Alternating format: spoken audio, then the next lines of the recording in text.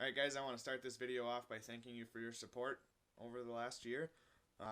This coming weekend will be 1 year since I started doing the custom farm toy stuff, and so I think what we're going to do is we're going to wrap up season 1 of that series, and we're going to go ahead and start on season 2 because I'll be going to the toy show this weekend and getting a whole bunch more supplies and tractors and all kinds of stuff to work with, and so then we're going to start a season 2. But I'd just like to say thank you to everybody that watches my channel, not just the people that watch solely the custom farm toy stuff, but I've reached 300 subscribers, which was a huge milestone for me, and things can only go up from here, so thank you for your continued support, and share the channel with your friends. I'm going to try and be more active on my Facebook page, and we'll get the Facebook page down in the description there, so you can check out my Facebook page if you want to. And what we're going to do for the final episode of season 1 is I'm just going to kind of do a year in review on all the projects I've done in the past. So this is the 4020. That was my very first project I ever did. I actually got the kit for this at the National Farm Show about a week before the Farm Toy Show here, and so I guess you could say that this whole thing started sometime between those two events. But that's the very first custom that I made. I've thought before about trying to sell it because I've had a lot of people that really like it, but I just don't think I could let go of it, being it's the first one I ever did. It's sitting on top of another custom I'm pretty proud of, and if I can find some trailers laying around, I might try and make some more of these and sell them because I can make them fairly cheap. It really doesn't take much for supplies, and I can sell them cheaper than the trailers made by some of the other companies. And there's nothing wrong with those trailers, but some people are just looking for a little bit less expensive option. Maybe they don't need something with quite as much detail, but I'd be looking forward to doing that in the future. And then you can see our 1790 planter, and this one's still a work in progress. I need to get some tanks and stuff like that to finish it off, and there's a lot of detail that can be added yet, but we made that bracket up top there and the hitch, and we ran some hydraulic lines, and like I said, there's a lot of work to be done on it yet, but it's a work in progress. And then there's the 2594. This tractor is still up for sale on eBay if anybody's interested. I picked this up on eBay and just did a little bit of work to it, not much, but made it a little bit of a custom. If I still can't get it sold here in the next month or so, I'm going to do some more work to it, put some cab glass in it maybe, and do some other stuff, and then the price will go up. But that is on eBay if you want to look for it on there. Another project that we're kind of in the middle of is the pull-type combine, the 106 or 96, whatever I decide it to be. But, size-wise, I think it would more closely represent a 96, but feature-wise, it would be a 106. And so I think we're going to go with the feature-wise and call it a 106. But that's been a fun project because there's been a lot of custom work on that one, more than just, changing tires and whatnot. It's been a lot of custom fabricating and stuff, so that one I've really enjoyed. And in the back there, you can see the 9320. That was another one of the first projects that I did. And I'm really loving the way that tractor turned out. There's a few things I'd still like to do to it, but that one is going to make it on my display someday, along with that planter, when I get a full-size display made up. In the back there, you can see the feed grinder, and that was just kind of a throw-together project. I didn't really have a plan for that. I bought it at the toy show last year, and I just pulled it out of the box one day and started working on it, and I'm really, really happy with the way that turned out. Those tires that I ordered on Shapeways just awesome. I can't remember who made them, but just an awesome custom, and I'd love to make some more of those as well. I didn't ever made a video about this grain cart, I don't think, or this grain wagon, but basically what I did was the farm that I'm going to be making a display of is my fiance's home farm, and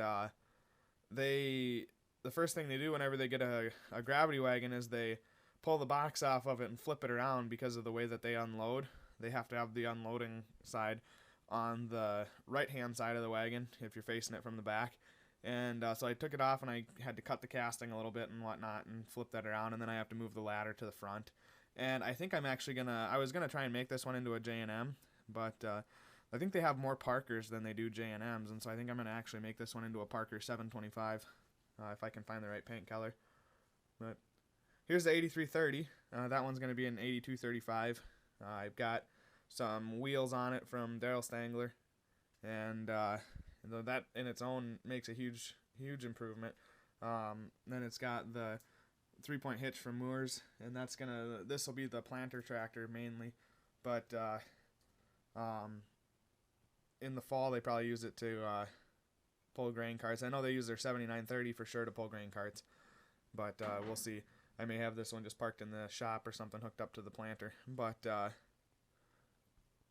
yeah, I don't know. There's still some work to be done. I'm going to put a steerable front end on it, I think, and flasher bars and all that kind of stuff. But another fun project. It's really cool to be able to model these after real tractors that I've spent time with. Another small project I did was this John Deere 95 combine. I just added the bin auger, handrails, and the spreader cone on the back of it. And I've kind of kept my eye open for some different tires, but we'll see what I do with that. And then last of what I have up on the shelf here is the John Deere Authentics 4450. And I added a chrome stack to this one, and I just played around with weathering. This was really the first time I did any weathering on a project, and so I weathered it up, and then I was like, well, I got a dirty tractor, so I got to have a reason that it's dirty. And so I found this manure spreader in my toy box, and I weathered that up and did some detail painting and stuff like that on it, and I think it makes a pretty nice little set. Now, this isn't modeled after anybody's tractor in particular, so I may or may not show up on my display someday. I couldn't tell you, but maybe it'll be in a neighbor's field across the road or something like that. But that's all I've got for the shelf here. I do have my display, my small display here that I made, and that's been fun to play with, and it's been really great for taking pictures. But I think that pretty much wraps it up for projects that I've got sort of close to completion. I did obviously have the couple of 7800s that I've already sold, and I'm working on another 7800, this one probably to keep, because I need to make a 7800 and a 7810 for my display.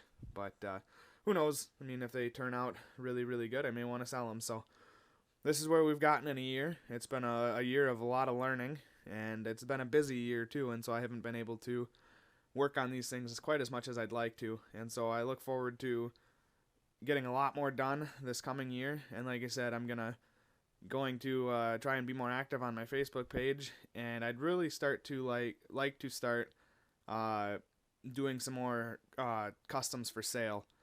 So far I've kind of done a lot of little projects just to kind of learn the ropes and, you know, build stuff for me and build stuff for what's going to be my display. But I'd like to start, and I think at the toy show this weekend I'm going to start picking up a decent amount of supplies and stuff like that so that I can start building some of these products to sell. And I know I'm going to be building a MX series pulling tractor, and that one will come up for sale. And I've got another MX series tractor that I'm probably just going to custom out, and that one will also probably come up for sale. So watch the Facebook page. I usually share that kind of stuff there if I do have a model up for sale, or I'll let you guys know in the video. But and if anybody has any requests as far as a build, you know, don't be afraid to ask. The worst I can say is no. And you know, because I'm not a professional at this by any means, my prices are generally going to be a little bit lower, just because, you know, you're not getting the Nick McRell tractor or something like that, because he's just amazing at what he does. And I'm not saying that my stuff is bad quality by any means, but it's not to that level. And so if you're looking for something that, you know, maybe isn't quite as detailed or isn't quite as intricate, but you still want a little bit of a custom piece, let me know and I'll see what I can do. But thanks for all your support over the year. Please leave a like, share, subscribe, and check back for Season 2.